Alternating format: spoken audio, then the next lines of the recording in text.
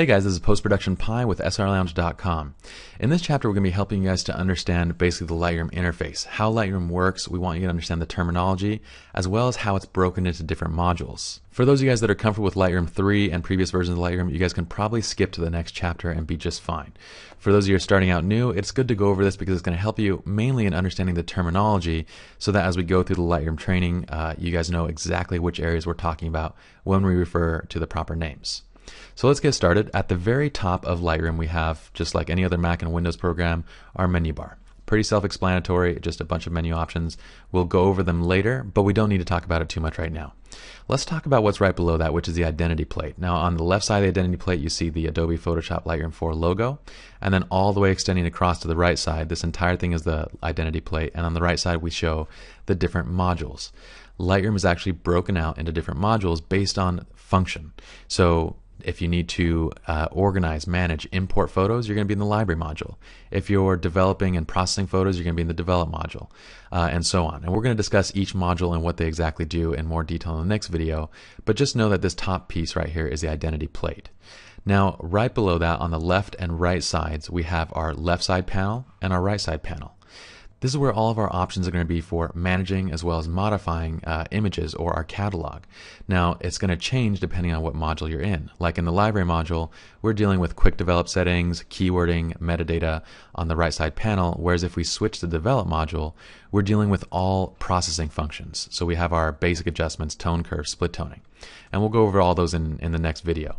But basically, you guys can just remember as a rule of thumb that the left side panel is more devoted towards organizational stuff as well as maybe quick access things like presets, whereas the right side is going to be more of individual modifications, whether it be to keywords or whether it be to develop settings or whatever it is.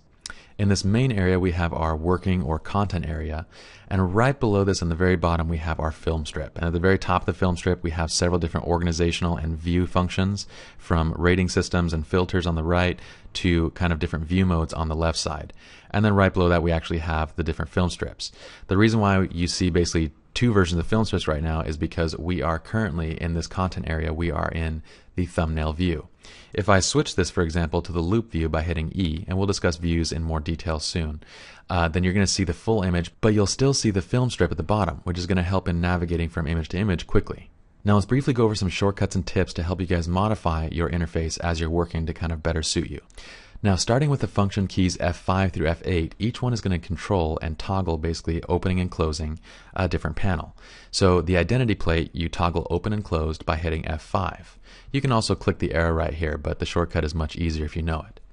F6 is going to toggle your film strip at the very bottom. You can also hit the arrow. F7 is going to toggle your left panel, and then F8 is going to toggle your right panel. Now you can remove both the left and right panels simultaneously by hitting Tab.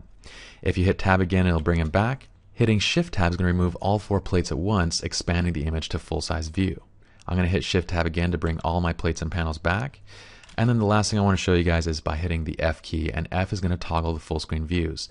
There's a few different views, so if you hit it once, it's going to toggle full screen while still showing the menu, and if you hit it again, it's going to get rid of the menu as well. So you can use these shortcuts to expand and maximize your working space when you need to, and also to bring back your menu and interface when you need those as well. Lastly, another way to customize your interface is by simply clicking on the edge of each panel. You can actually expand or contract each panel. Now typically for me, I like to have my left side panel fairly small, my right side panel as well, I like it to be fairly small, but usually a little bit larger than my left side panel just because there's more sliders and options on this side. However, my film strip I like to expand so that it's quite large.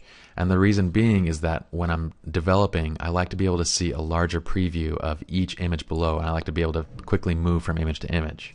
Alrighty guys, so those are some interface basics. Let's move on to the next video where we talk about the different modules.